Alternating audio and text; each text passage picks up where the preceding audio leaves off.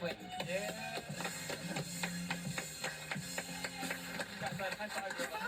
The Dallas Wings for a second consecutive season take home the #1 pick in the draft. Congratulations.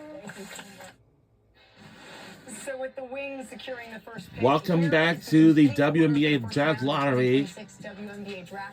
So, as a reminder, the #1 pick is going to be the Dallas Wings. Number 2, Minnesota Lynx. Number 3, Well, first of all, I think Seattle the entire Storm. state of Connecticut Number and any 4, UConn Husky fans across the country are thrilled with the notion that AZ Fudd could potentially rejoin with Paige Beckers down in Dallas, and I do think she would be a phenomenal fit there, just because we saw how good those two were together on the court over the past couple of years. But to me, AZ Fudd, because of her ability to score and the way she can shoot, it's a Dallas team that was second to last a season ago in terms of three-point field goal percentage. Right away, you can bring an efficient scorer in, and we already know that those two, Paige Beckers and AZ Fudd, have an incredible connection. You know, since you are, at times, Team Huskies, I'm just wondering, is that more talent-driven or is it more chemistry-driven? that's what I'm, you know what I mean? Is that what you're saying? It's prospect-driven. Okay, prospect. That's it. So if you put AZ at 1, then maybe we go to Minnesota at 2. Okay.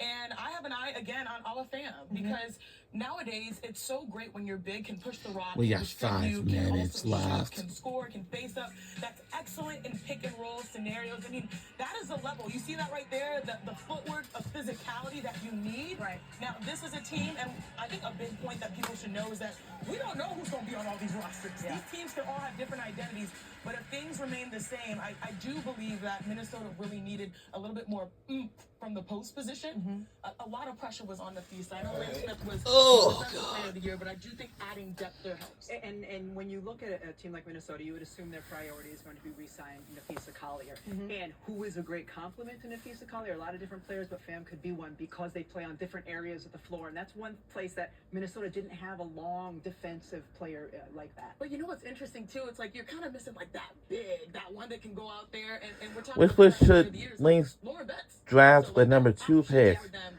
at in 2. 2026 Right now, Alabama is WNBA number Draft? 1 on the mock draft, and it's interesting because Jose Fernandez, who was hired by the Wings in late October, he has an extensive background in recruiting overseas and in Europe. So it would be interesting to see if that could also be a fit in Dallas tonight. I couldn't help myself. I texted my former coach, Kurt Miller, who is running, you know, obviously the GM of the Dallas Wings, and he said LFG. So excited. And you're going to translate that on TV? No. I just kept it at the acronyms. And a Dallas Wings franchise that spent about a week overseas watching Fam over the course of the last couple of weeks. Cooking. So, yeah, they've got eyes on. So what does the next couple of months look like between now and the draft, as you're looking here at the Dallas Wings roster, who's under contract, and some key free agents that we could be seeing and monitoring here? What are the priorities for Dallas as they march towards this decision? One thing of note, I'm so glad that Kiki Irvin was here, because Washington represents what you'd want to build when you have young cores. You have Paige Beckers, you obviously have Maddie, you have Isaiah, JJ. Like, they have a lot of stud young players. The fact that you can get another one to add to the fold, this is a time where you say, all right, our timeline begins. Like, we want to be a championship team.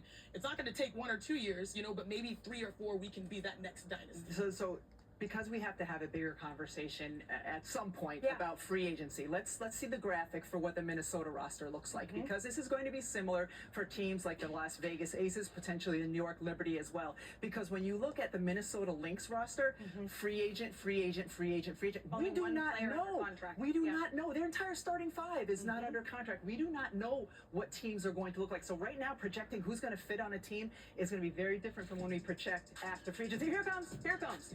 Yeah, so just one player. One player. Yep.